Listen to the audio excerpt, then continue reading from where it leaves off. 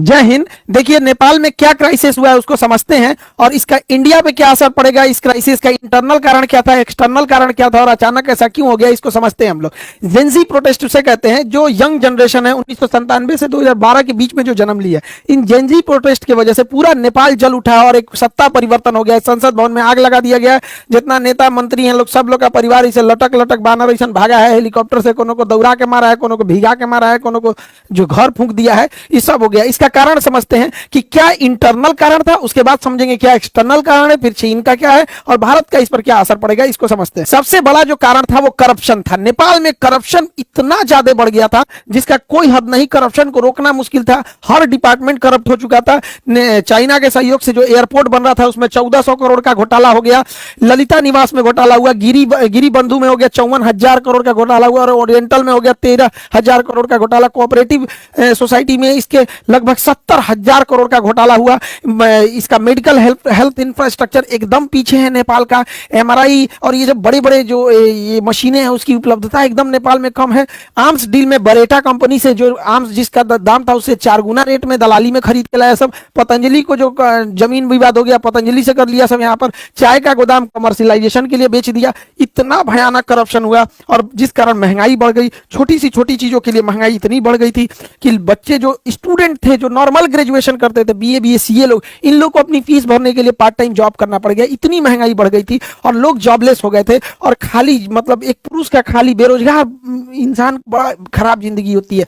आसमान थूकता है, जमीन गाली देती है, उसको लगता है अपना जीवन बोझ हो गया है। खाली जेब जो होता है ना, ये बड़ा दर्दनाक होता है, बड़ी भारी होता है खाली जेब। तो इससे नेपाल का युवा परेशान था, एकदम परेशान था नेपाल का युवा। नेपाल के युवाओं को विदेश जाकर नौकरी करना पड़ता था, विदेश में आके शेफ का नौकरी। अभी आप भारत में देखिए चाउमीन मोमो, ये लोग ऐसे इंडिया में फेमस है कि नेपाली जो शेफ होते हैं चाउमीन और मोमो बड़ा अच्छा बनाते हैं। यहाँ से बेचारे काम करके विदेशी रेमिटेंस भेजते थे अपने देश में और उन पैसों से नेताओं के बच्चे अय्यासी करते थे। नेपाल की जो यंग जनरेशन थी, सोचिए कितनी मुसीबत में होगी कि युद्ध के दौरान वो लोग यूक्रेन से लड़ने के लिए रसिया में भर्ती हो गए और रूस ने उन्हें 20-25 दिन की ट्रेनिंग दिया, हथियार थमा के भेज दिया यूक्रेन से लड़ने के लिए और वहां वो लोग शहीद हो गए थे। उनका घर परिवार उजड़ गया। इतना भयानक वहां बेरोजगारी का आलम था। अब इनमें होता क्या है, वहां पे जैसे 2008 में राजतंत्र, राजा को हटा के लोकतंत्र जब बना था तो यहाँ कुछ ही पार्टियों का दबदबा था। नेपाली कम्युनिस्ट पार्टी हो गया, नेपाली कांग्रेस हो गया, यहाँ पे जनता संवादी पार्टी हो गया, इंडिपेंडेंट हो गया, सब ये कई तो थे सब यहाँ पे। लेकिन ये 3 लोगों को देखिए ये अदला बदली करते रहते थे सब। पहले ओली बना 18 में, फिर देउआ बना 21 में, फिर प्रचंड बना 22 में, फिर अबुआ बन गया 24 में। ऐसे ऐसे हो रहा था नेपाल में, ऐसे यहाँ से यहाँ इस तरह से इन लोग का सत्ता परिवर्तन मैंने पारा पारी खेल रहा है। एबरी हम एबरी तुम एबरी हम। यहाँ पे जनता परेशान हो गई, सारा गठबंधन कर ले रहा था सब। कब किससे गठबंधन कर लेगा पता ही नहीं चलेगा। ये उसको गरियाएगा उसको गरियाएगा, फिर गठबंधन करके सरकार बना लेगा। तो इससे पूरी पब्लिक परेशान हो गई थी। और इनके भैया सबसे बड़का कारण ये नमूने बने हैं सब।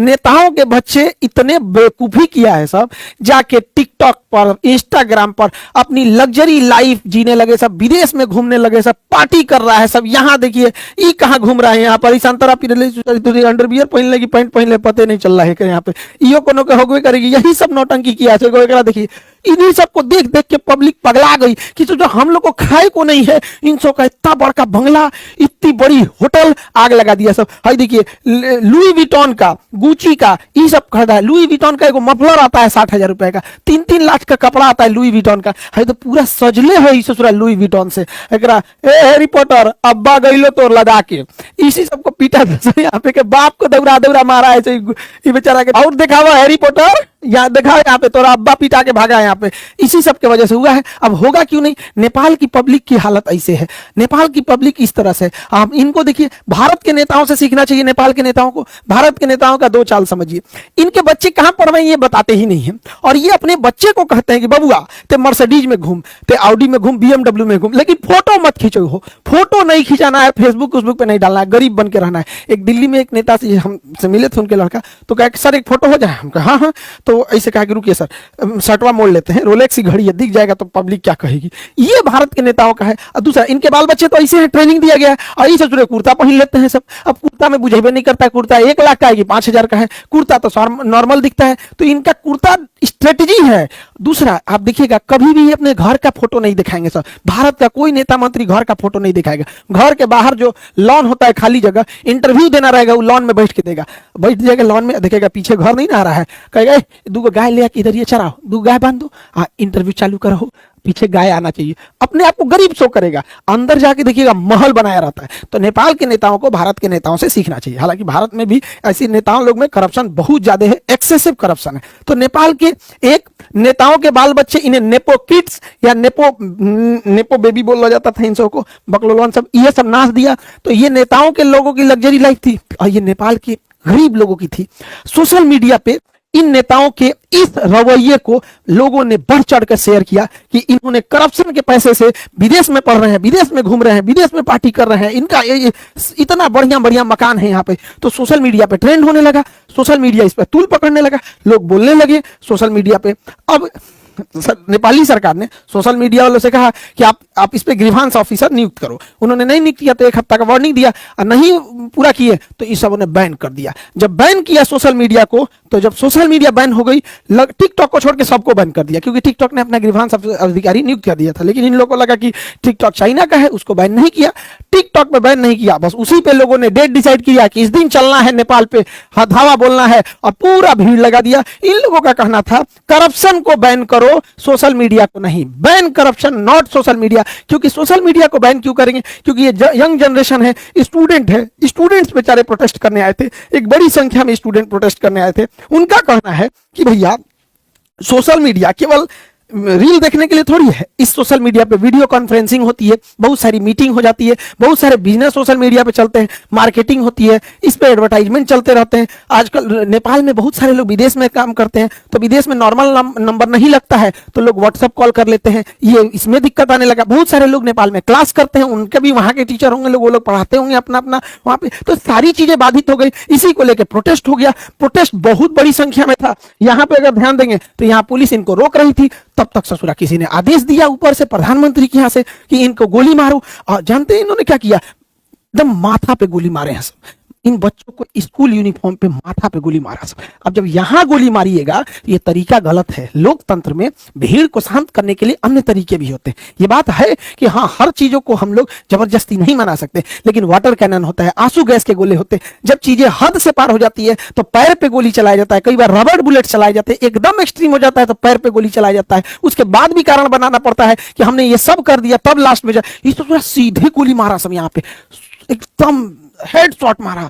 इसके वजह से जो लोग प्रोटेस्ट में नहीं भी उतरे थे वो सब के सब लोग प्रोटेस्ट में उतर गए और कहें अब की बार तो ओली सरकार को उजाड़ देना है, करप्शन को खत्म ही कर देना है। लोगों ने ऑफिसेस तोड़ दिए, सब जगह तहस नहस कर दिया, संसद भवन को आग लगा दिया, कहा कि चट्टा यहीं से बैठ के करप्शन करता है सब। और यहां से नेताओं को इसे लदा लदा भागना पड़ा है। और समय रहते ये लोग ईमानदारी से काम किए रहते तो आज ये नौबत नहीं आई रहती। नेपाल से ये लोग भाग गए हैं, किसी को डुबा के मारा, लसड़ा के मारा, मूड़ी फोड़ दिया, कपार फोड़ दिया, को जिंदा जला दिया।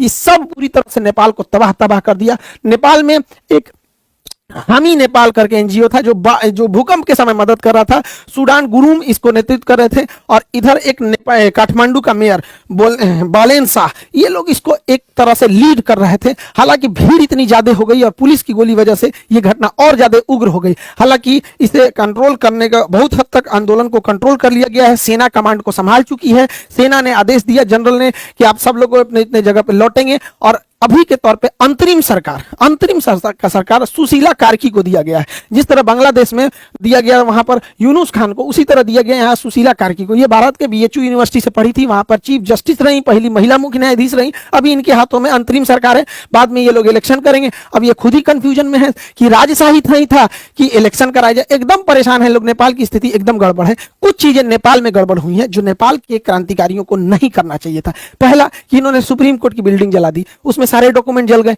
कौन नेता करप्ट था ये भी खत्म हो गया। कोई ठीक नहीं, ससुरा नेता में जलवा दिया होगा सब कि बाकी में नया सरकार आएगी तो हमारा फाइल निकलवाएगी, जल गया यहाँ पे। दूसरा गलती क्या कि इन्होंने जेल तोड़ के 13,000 से ज्यादा कैदियों को रिहा कर दिया।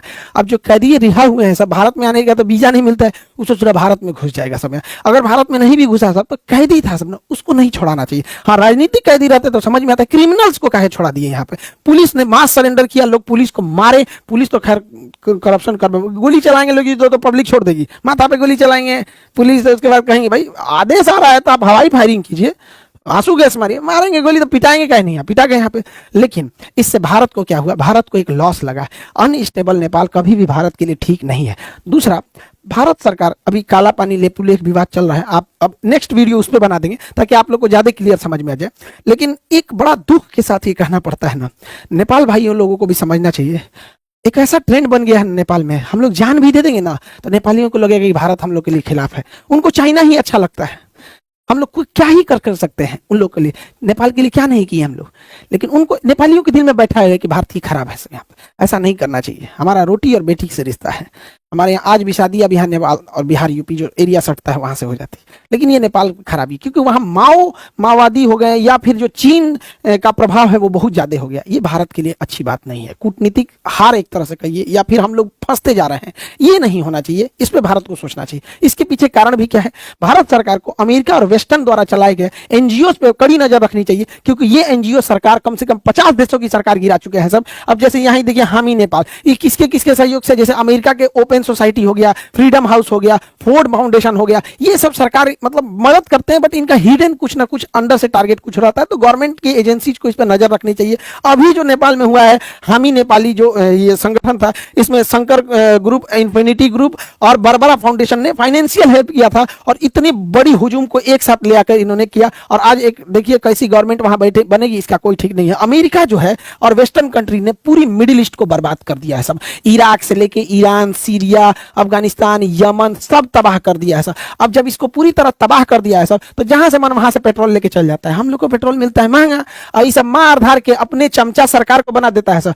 किसी को बना देगा, अयोग्य व्यक्ति को कहेगा 50% हम ले जाएंगे। तो ये हाथ बर्बाद के। अब इनकी नजर एशिया पे है, इधर श्रीलंका, बांग्लादेश, म्यांमार, नेपाल, पाकिस्तान, इसको अब अनस्टेबल करना चाहते हैं सब। ये सोशल मीडिया और किस तरह से ये काम करते हैं सब एनजीओ की मदद से, इसको समझने की जरूरत है।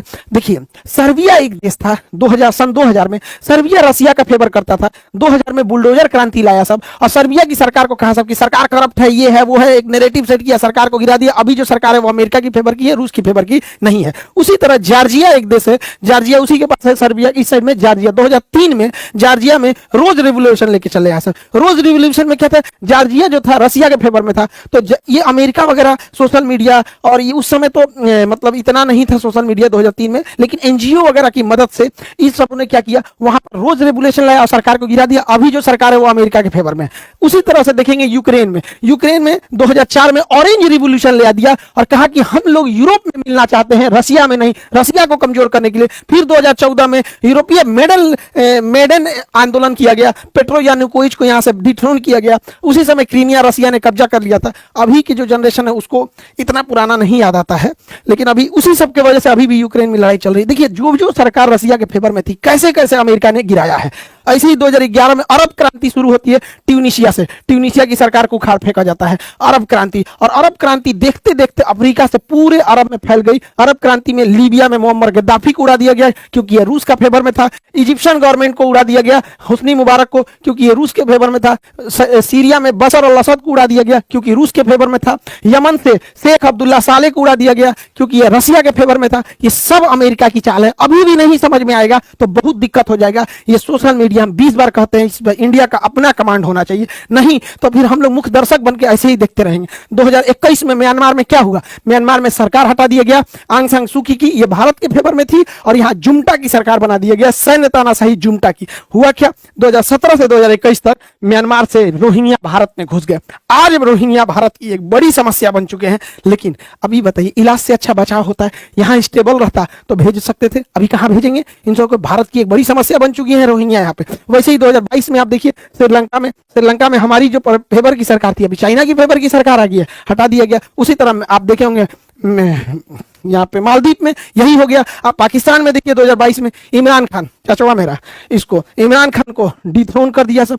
क्या आरोप लगाया सब कि इन्होंने जो गिफ्ट मिला था उसे तोहफा में रखना चाहिए था तो पर्सनल यूज कर लिया। दूसरा, इन्होंने जो दूसरी शादी की थी तो तलाक के बीच में इद्दत का जो टाइम दिया जाता है लगभग 3 महीना, वो पूरा नहीं किया तो शादी टाइम से पहले कर दिया। उसकी वजह से जेल में डाल दिया और जेल में बेचारे का रेप कर दिया गया। एगो मेजर इसका रेप कर दिया, बेचारा का बर्बाद हो गया इमरान खान। हालांकि इमरान खान जो था आतंकवाद को पसंद नहीं करता था, लेकिन जो आसिम मुनीरवा बैठा है ना चोट्टा, ये बहुत खतरनाक है। पहलगाम अटैक वही कराया था। मेरे कहने का मतलब है कि देश सर्वोपरि रहना चाहिए। समझिए दूसरों की गलतियों से, वो देखिए जो नहीं देख पा रहे हैं, ये सोशल मीडिया से केवल वो नहीं है, किस तरह से बर्बाद कर रही है चीजों को, उसको समझने की जरूरत है। 2024 में बांग्लादेश में एक टेलीग्राम, मामूली टेलीग्राम कैसे इतना बड़ा विद्रोह खड़ा करके होता है और शेख हसीना को वहां से हटा देता है, वहां पे सरकार आ जाती है, वहां के माइनॉरिटी कम्युनिटीज को, ज्यादातर माइनॉरिटी में वहां हिंदू ही हैं, उनको जला के हथौड़ी से ना पूरा आंख फोड़ फोड़ के मार दिया। सब हम लोग देखते ही रह गए, क्या कर लिए, कैंडल जला लेंगे लोग।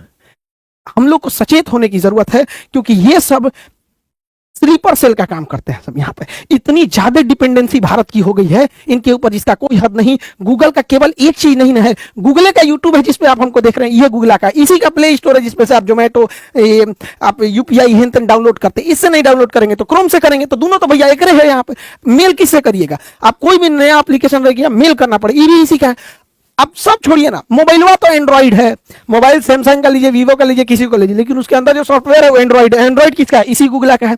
अच्छा, कई लोग कह रहे हैं कि अच्छा मीडिया में, कई मीडिया, भारत की मीडिया को तो जानते ही हैं, उनका कहना है कि शाह खान सर ने बताया कि प्ले स्टोर नहीं है तो एप्पल स्टोर यूज कर लेंगे, प्ले स्टोर नहीं है तो सैमसंग का यूज कर लेंगे, प्ले स्टोर नहीं है तो अमेजोन का यूज कर लेंगे। अरे बैल बुद्धि, हमारा गूगल से थोड़ा ना दुश्मनी है, हमारा बस इस बात की शिकायत है कि ये हमारा नहीं है, विदेशी है। तो आइयो तो विदेशी है, आइयो तो विदेशी है, आइयो तो विदेशी है। ये कौन बात हुआ कि आसमान से गिर के खजूर पे अटकेंगे, कि गूगल बंद हो जाएगा तो एप्पल यूज कर लेंगे, सैमसंग यूज कर लेंगे, अमेजन। यार तरीका कौन समझाएगा रे मेरे भाई, कि हमको प्रॉब्लम गूगल से नहीं, हमें बस ये है कि हमारा अपना होना चाहिए, ना कि विदेशी होना चाहिए।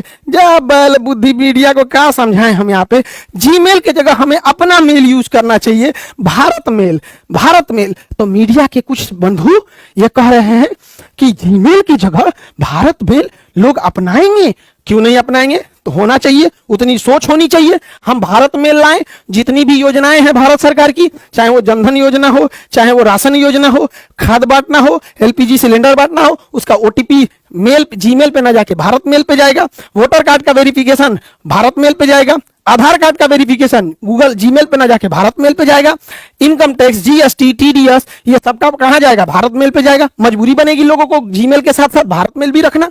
एफआईआर, कोर्ट, जितने बच्चे एग्जाम दे रहे हैं, एग्जाम का फॉर्म भारत मेल पे लिखा जाएगा, उनका एडमिट कार्ड भारत मेल पे होगा। तो इससे होगा क्या, लोग आने वाले 4-5 सालों में गूगल मेल, जीमेल के साथ साथ भारत मेल भी रखेंगे। तो पहले पैरेलल रखना चालू किएंगे, उसके बाद धीरे धीरे शिफ्ट कर देंगे। सोच होनी चाहिए। अब हाथ पे हाथ रख के रहेंगे, अरे नहीं हम ऐसा नहीं करेंगे। अरे भैया, मोदी जी ने एक बार बोल दिया था मालदीप ना जाके लक्षद्वीप जाओ, मालदीप की अर्थव्यवस्था हिल गई थी। मोदी जी ने एक बार बोला था थाली बजाओ, पूरा देश थाली बजा दिया था। तो पूरा देश जीमेल की जगह पे इसके नहीं शिफ्ट होगा, उतना होना चाहिए। अजीब हाल है भैया, देश प्रेम बड़ा होता है, सरकार प्रेम नहीं, दोनों में अंतर होता है यहाँ पर। तो देश सर्वोपरि होना चाहिए। हमारा झुकाव जाति, धर्म, राजनीति, पार्टी से ऊपर उठ के हमारा झुकाव देश के प्रति होना चाहिए। हम यहां भी कहते हैं कि हमारा खुद का एप्लीकेशन है खान ग्लोबल स्टडी, जिसपे 15 मिलियन बच्चे पढ़ते हैं। एप्लीकेशन, यूट्यूब नहीं, एप्लीकेशन, वो एप्लीकेशन प्ले स्टोर पे। यदि भारत सरकार अपना भारत प्ले स्टोर बनाती है, हम पहले शिक्षक होंगे कि हम इस 15 मिलियन को छोड़कर उस पर चले जाएंगे, क्योंकि यह हमेशा हम लोगों को ब्लैकमेल करता है कि 30% एक्स्ट्रा चार्ज लेंगे।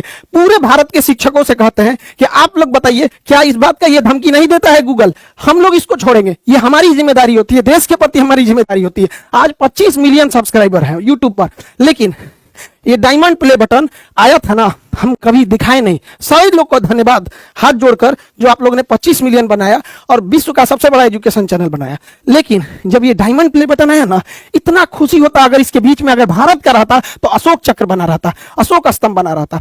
जब मेरा 1 मिलियन हुए थे ना, तो गोल्डन प्ले बटन आया था। तो पापा को हम दिखाए ना, तो पापा बोले कि कितना अच्छा रहता है, इस पे तिरंगा बना रहता, ये विदेश का है। तो पिताजी बोले थे कि हमारी आवाज कोई नहीं सुनेगा, तुम अगर इस लायक हो जाना ना तो आवाज जरूर उठाना।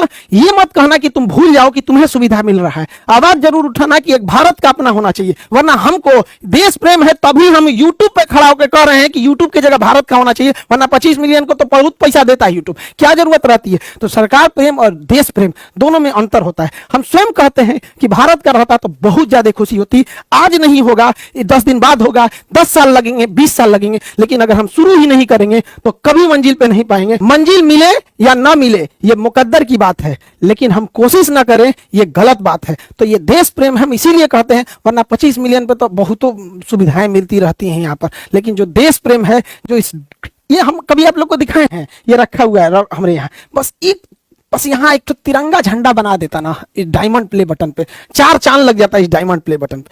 लेकिन क्या कीजिएगा, कुछ दिन होगा, कोई ना कोई लोग कहेगा, मीडिया वाला कह रहा है कि खान सर पागल हो गए यहाँ पे, अपन गूगल और यूट्यूब बनाने के लिए कह रहे हैं। कभी ना कभी तो सुनेंगे, मोदी जी से उम्मीद है कि जरूर करेंगे, नहीं तो देश को अनस्टेबल कर देंगे सब, ये सब विदेश वाले सब, इन पर कभी भरोसा नहीं करेंगे। ए भैया, आज से 3 साल 4 साल पहले भी हम क्लास में बोले थे कि 2000 का नोट जो आया है ये गलत डिसीजन है, इसको चेंज करेगी सरकार, मजबूरी हो जाएगी चेंज करना। कल से लाल वाला नोट नहीं चलेगा, 2000 वाला को साइड कर रहे हैं। 2000 के नोट को गवर्नमेंट की लानी मजबूरी थी, क्योंकि अचानक नोट बंद हुआ, मार्केट में पैसा देना था, छोटा नोट छापने में टाइम लगता है, इसलिए पहले उस सप्लाई को पूरा करने के लिए 2000 दिया गया। सप्लाई, अब जब सप्लाई पूरा हो गया, अब बैंक वाला धीरे धीरे उसको रखते जा रहा है। अब आपके एटीएम से 2000 का नहीं निकलता होगा, निकलता है, रियल हो गया है। अब 2000 बहुत कम मिल रहा होगा, धीरे धीरे उसको साइड कर दिया जाएगा, और क्या हो जाएगा 500। करप्शन कम करने के लिए मैक्सिमम नोट 100 रुपए का ही होना चाहिए, समझा कि नहीं क्या?